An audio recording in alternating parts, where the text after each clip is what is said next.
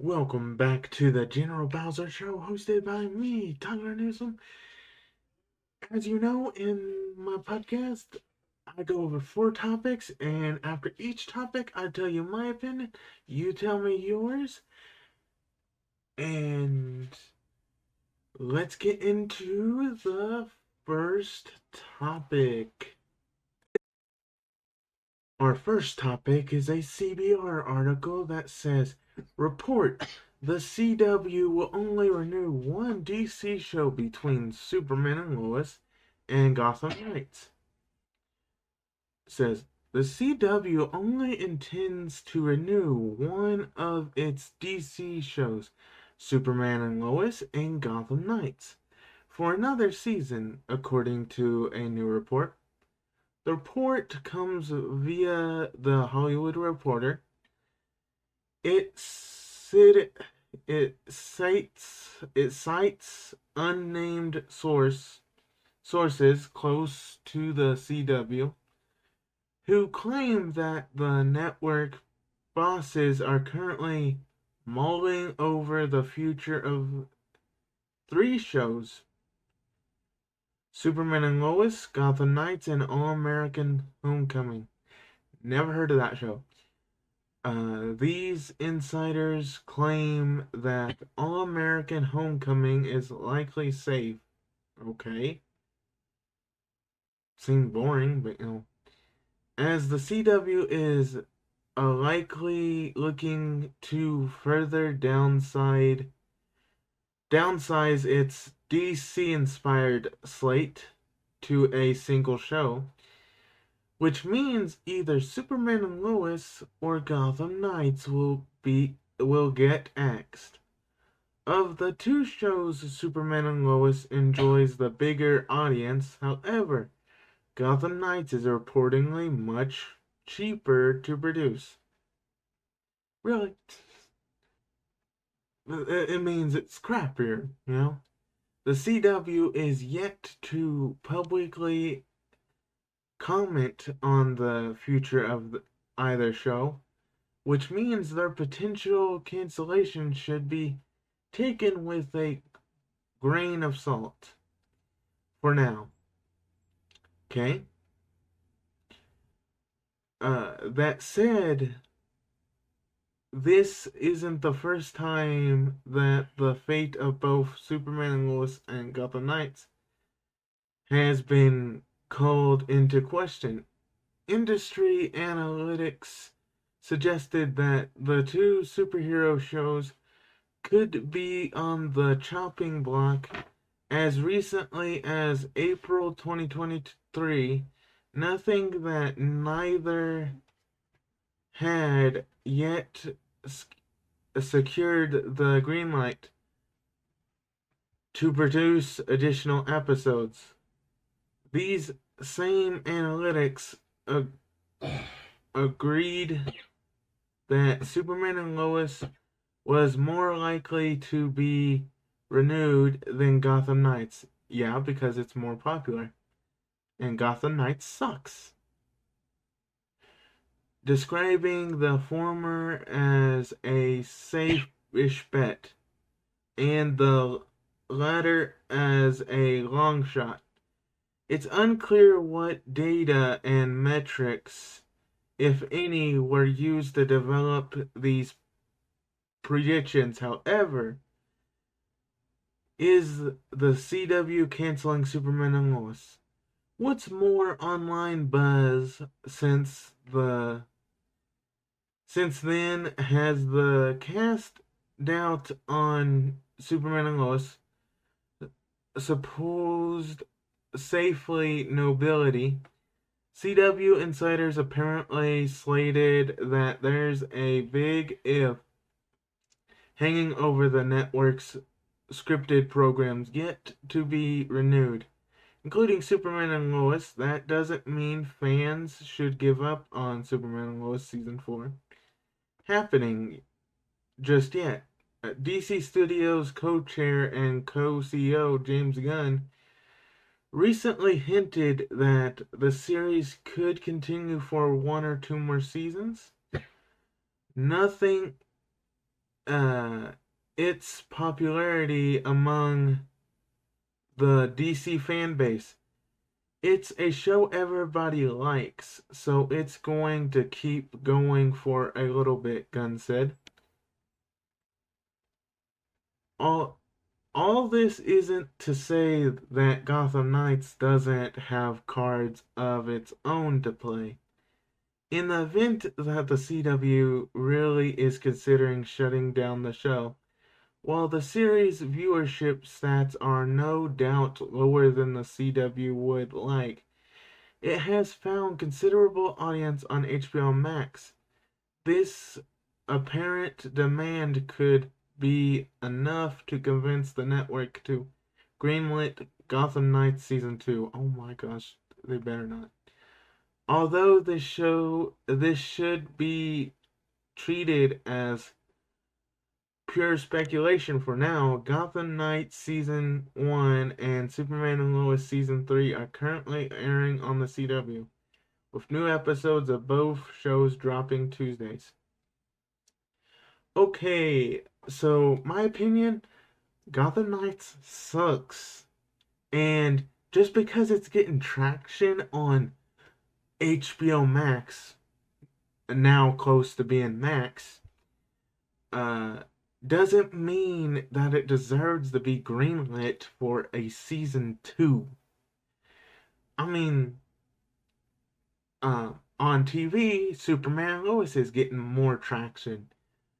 So if I was over it, I would greenlit Superman and Lois because they're getting more traction on TV. They are not getting more traction on streaming. So, my opinion, greenlit season 4 Superman and Lois and axe Gotham Knights. Because for one, Gotham Knights is ruining Batman uh, lore and stuff.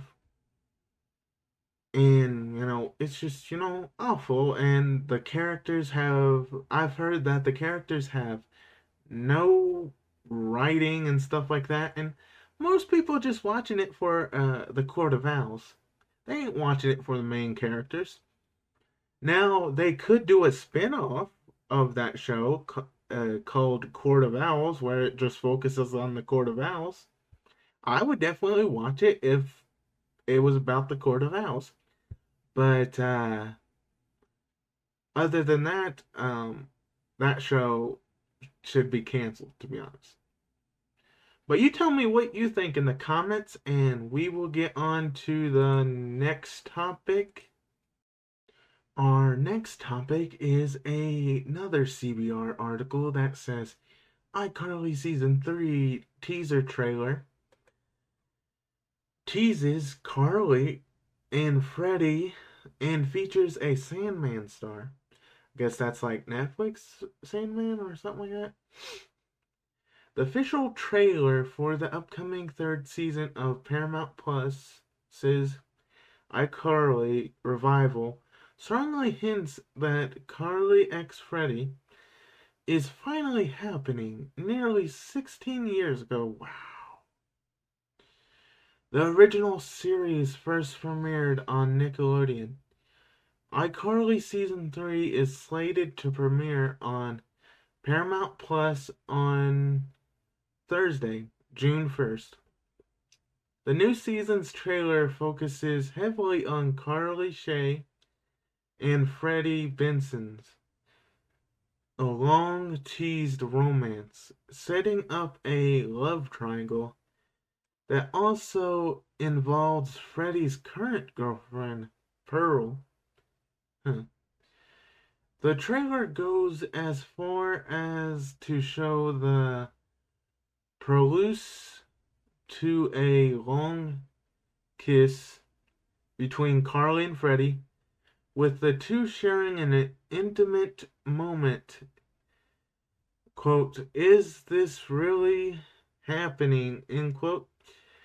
A choked up Freddie says, to which Carly responds, "It took us long enough."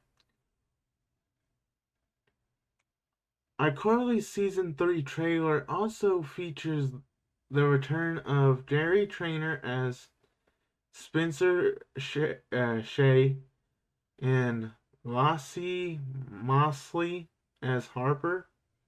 Yeah, she a good character. Uh, Jaden Triplin as Millicent. Mary Shire as Marissa Benson. Oh, yeah, that's the mom character.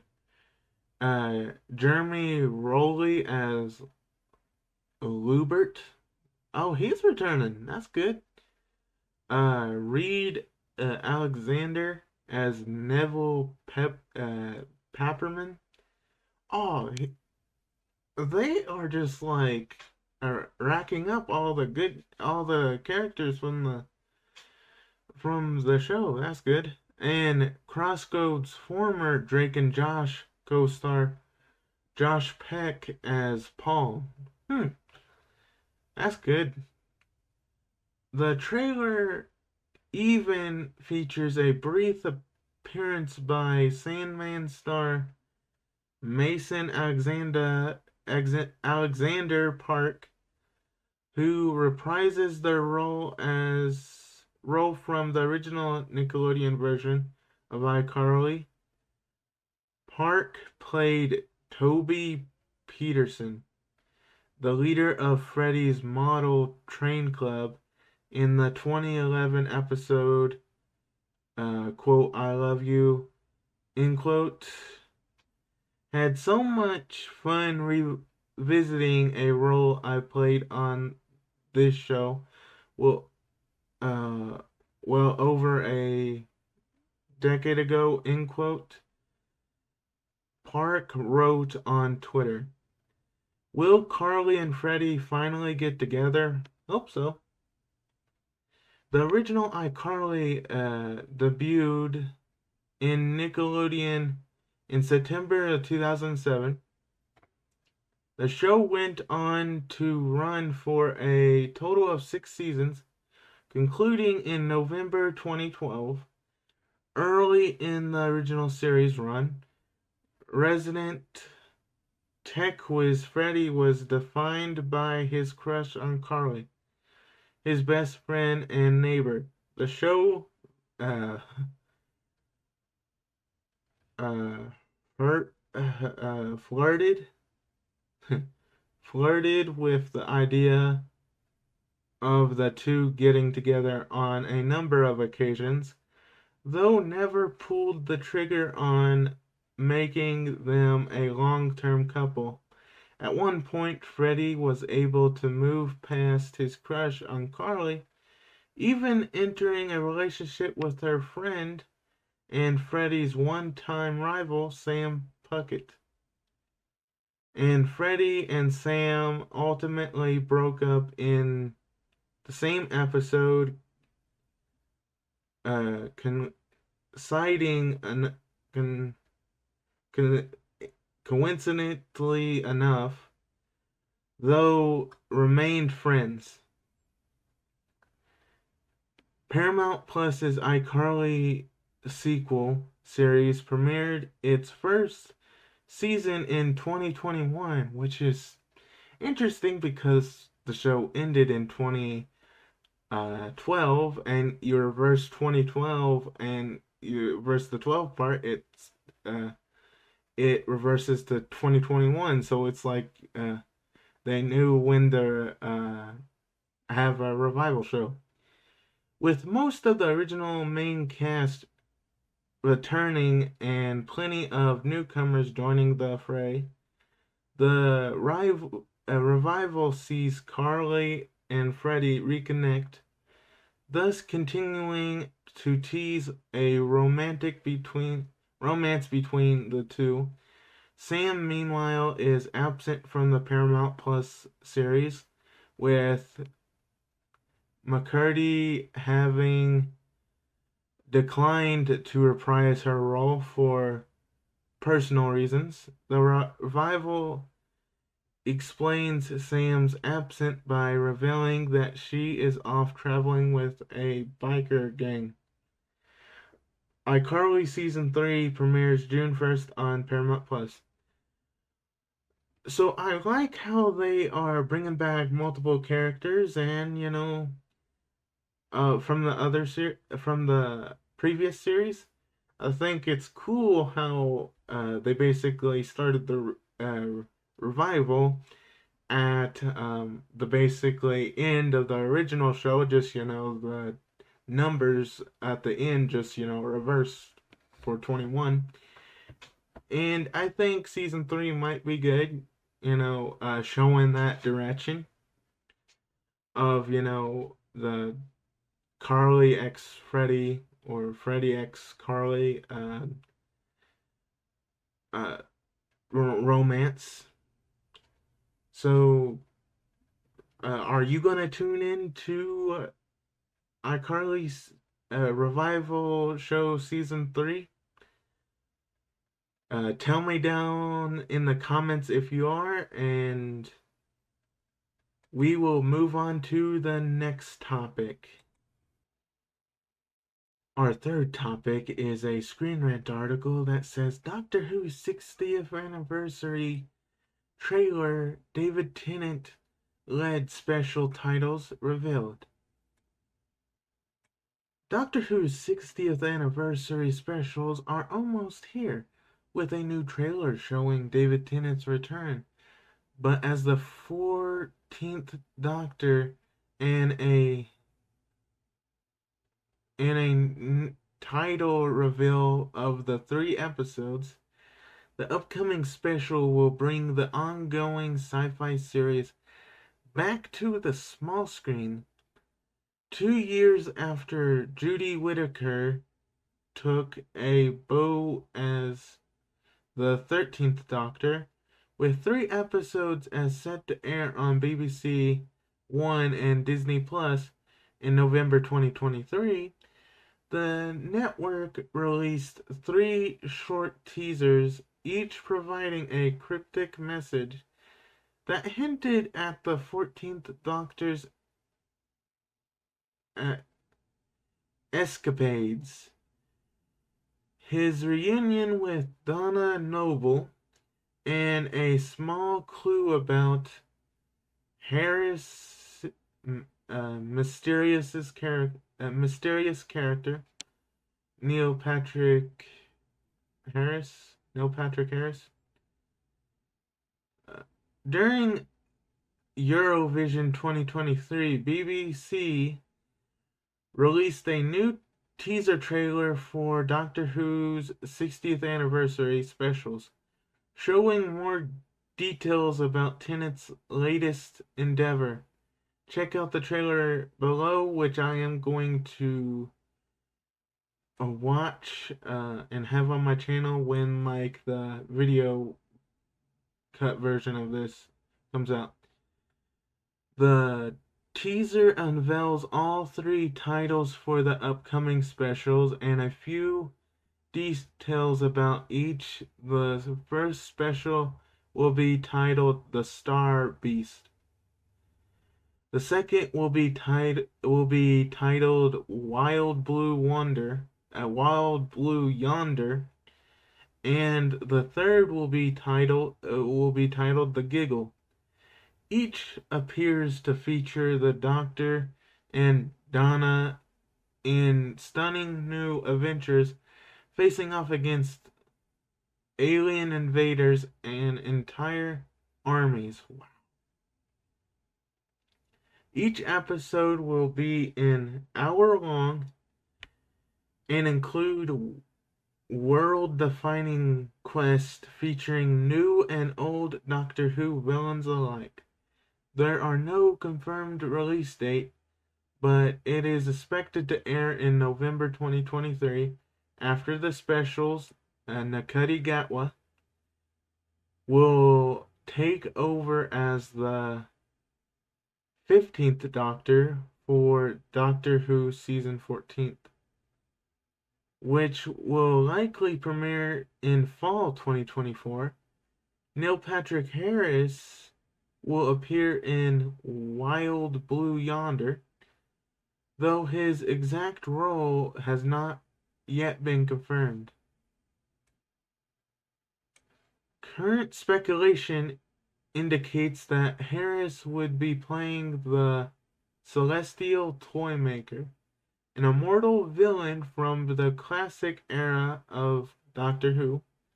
The Toymaker is the perfect villain to make an appearance, given that he was first introduced in 1966, which would be nice full circle moment for the 60th anniversary. Considering his dance with the Doctor, he seems to fit the part of the wild celestial toymaker well. The specials could also include a potential return of Gallifrey, which is pretty good. The Doctor's supposed homeworld, after a different teaser indicated secret information about the planet.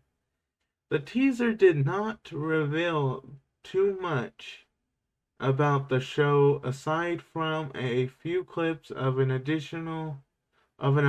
adorable aliens attacking the Earth, and a crashing spaceship, all which are fairly par for the course for Doctor Who, with the BBC and Disney gearing up for an important era as Russell T Davies returns to the show's helm. It's likely that more will be revealed as the specials approach.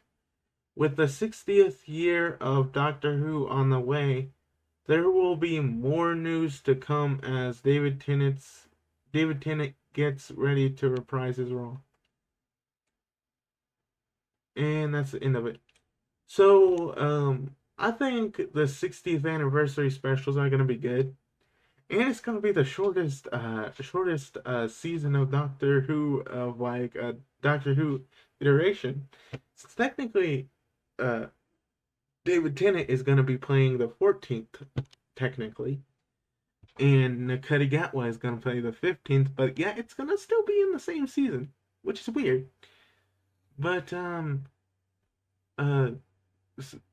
60 years is a lot of time, but they only have uh there's only way to access Doctor Who is like the one that started in the 2000s, but not really the Doctor Who from like the 1990s. I wish they made that easier to access, but they don't, surprisingly, which sucks. But yeah, I think the season's gonna be good, and I guess they're gonna have to introduce the Celestial Toymaker, because since people don't really have that much access to the old 90s part of the show where it was in black and white, um, there's not much, history you can go back to in watching. So, you tell me what you think in the comments, and we will go on to the next topic. Our fourth and last topic is a Screen Rant article that says, New Muppets show gets best Rotten Tomatoes score for franchise since 2014. The Muppets Mayhem has scored a Rotten Tomatoes rating higher than any Muppets project in nearly a decade. The streaming series, which launched on Disney Plus on May 10th, follows the adventures of the Muppet Band, Dr. Teeth and the Electric Mayhem, whose lineup includes the beatific Dr. Teeth and the far out hippie Janice, and the Beatles Esquire Floyd Pepper, the Spacey Zot, and the excitable, excitable animal. The Muppet Mayhem is jam-packed with cameos from within and without the music world, including Kesha, Kevin Smith, Lil Nas X, Weird Al Yankovic, Morgan Freeman, and Dead Moo 5. Never heard of that band. Rotten Tomatoes has revealed the show's score for the Muppets Mayhem is an officially fresh 76%, while only one major Muppet project has ever reached a rotten score. 2005's The Muppets Wizard of Oz.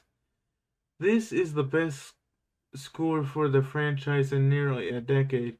The most recent Muppet outing that beats it is the 2014's film Muppets Most Wanted, which boasts a certified fresh 80%.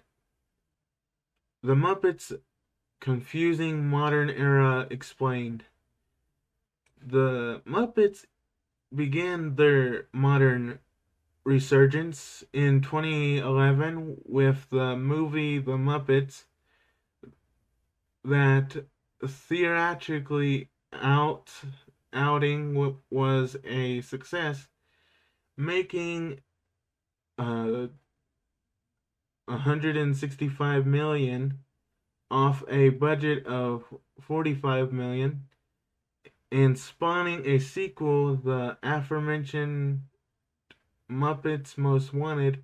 However, what came next was a period of experimentals that didn't always work out for the franchise.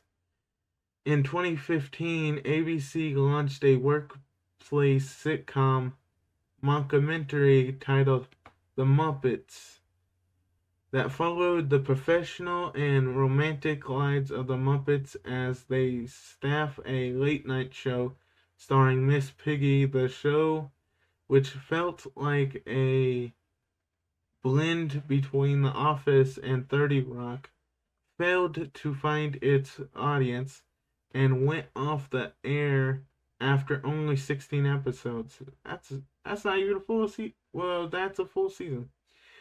After that, the Muppets retreated from the limelight for a period to regroup, but their return was complicated by the firing of Jim Henson's Kermit replacement, Steve Whitmore, who had played the role since the creator's death in 1990. The live-action Muppets wouldn't return until the 2020's Disney Plus series Muppets Now, which featured Floyd Pepper, puppeteer Matt Vogel as Kermit. The unusual improvisational series presented a series of themed segments featuring Muppets interacting with celebrity guests and only ran for 6 episodes. Disney Plus has concluded to take the Muppets in new directions since then, first in a Haunted Mansion inspired special, and now in the Muppets Mayhem series, which largely isolates the Electric Mayhem from the rest of the group, but finally seems to have connected with audiences in a more meaningful way. Well, I think it's good that they are, having the Muppets Mayhem like on their own, like to just, test it out, see if it works. And apparently it is working because it's getting a lot of, people interested in the series. So interested in the whole franchise. So that's good. Hopefully by this series, when they watch it, they go back to the other series and other stuff to check those out too and all that. So, tell me what you think in the comments, and thank you for watching this podcast episode. Hope you enjoyed. Make sure you like and subscribe if you're on YouTube, and follow if you're on the audio versions. Peace out.